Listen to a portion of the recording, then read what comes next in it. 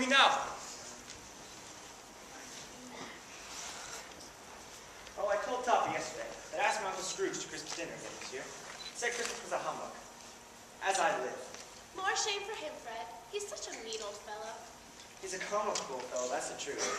However, his offenses carry their own punishment, and, well, I have nothing to say against him. Well, unpleasant as he may be, I'm sure he is very rich, Fred. At least you always tell me so. What of that, my dear? His wealth is of no use to him. He doesn't do any good with it. He doesn't make himself comfortable with it. He hasn't had the satisfaction of thinking he's going to ever benefit us with it. That truly does aggravate me, that a man like that should base his whole life upon making money, and then steadfastly refuse to do any good with it for anyone. I have no patience with him. Well, I do. I couldn't be angry with him if I tried. Who suffers by his ill whims? Himself? Always. And here he takes it into his head to dislike us. And he won't come dine with us. What's the consequence? Doesn't lose much to me. I think he loses a very good dinner. Well, I'm very glad to hear it, for I haven't any great faith in these young housekeepers, always more interested in playing the games than the dinner. What do you say, Topper? Well, I'm with you, Fred. That is a subject on which I don't even have the right to express an opinion, being as I am a poor, wretched bachelor. Do go on about your Uncle Scrooge, Fred. Well, I was only going to say that the consequence of his taking a dislike to us and not making merry with this Christmas is, as I think, he loses pleasant moments, which could do him no harm. Sure, he loses pleasure in companions, more than he could find in his own thoughts, away in his dusty chambers. I mean to give him the same chance every year, whether I like it or not, for I am fond of him, despite his ill humor. If he finds me going there in good temper year after year and saying, "Uncle Scrooge, how are you?" it only puts him in the vein to leave his poor clerk 50 pounds. That's something. I think I shook him yesterday. I'm sure you did, Fred. I should wait for that day. Now, as the dinner was an acknowledged success, let's try the games. What shall we play? Forfeits? No. Lyman's bluff. Hey, that's for later. How about yes and no? Yes! I'll go first. Let me see now.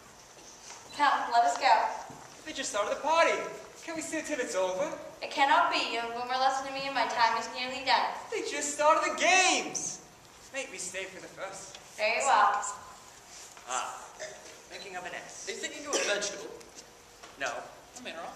No. An animal. Yes. Yes. Is it hairy? Wait, he tried this last time. Is it dead? No. Not It's quite. alive. Well, yes. Hibernating. Does it hibernate? Is it hairy? Yes. Is it a pleasant little animal? Definitely not. A horse? You No. can't ask that yet. Is it a large, ugly, disagreeable animal? Yes. Yes. Does it whinny? Does it growl? Yes. It growls? Yes. And it grunts and it talks? Yes, sometimes. A savage. Does it live in the Indies? No. Here in London, Yes. Is it in a menagerie? No. is it made to show up? Definitely Is someone lead it around? no. No. So you're telling me it just walks about the city streets all by itself? Yes. A bear. No, I'm pretty sure a bear was already said. I've got it. I know what it is, Fred. And what is it? It's your Uncle Scrooge. Why, yes, it Wait a moment. I seem to remember someone asking if it were a bear. It seems to me that the answer should have been yes. That's right. We all had your Uncle Scrooge in mind, but when you said no to that, our thoughts were diverted.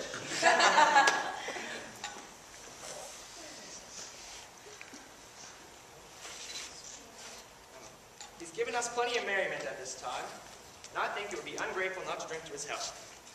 Here's a glass of malt wine. Thank you, Fred. Fred, you didn't have to go through all this trouble. Thank you.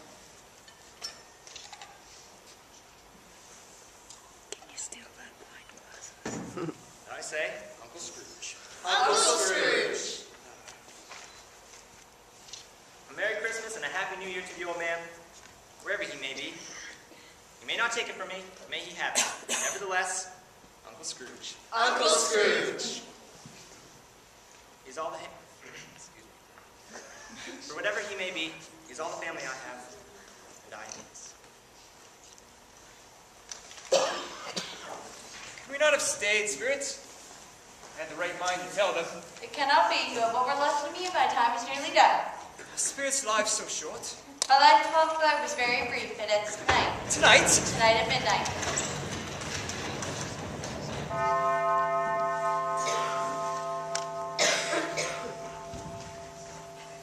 Hark, the time is drawing near. Forgive me if I am unjustified when I ask, but I see something strange, not belonging to yourself. Is that a foot or a claw? It might be all the cloth for all the flesh that is upon it. Look here, down here. Are they yours? They are man's, and they cling to me appealing from their forefathers.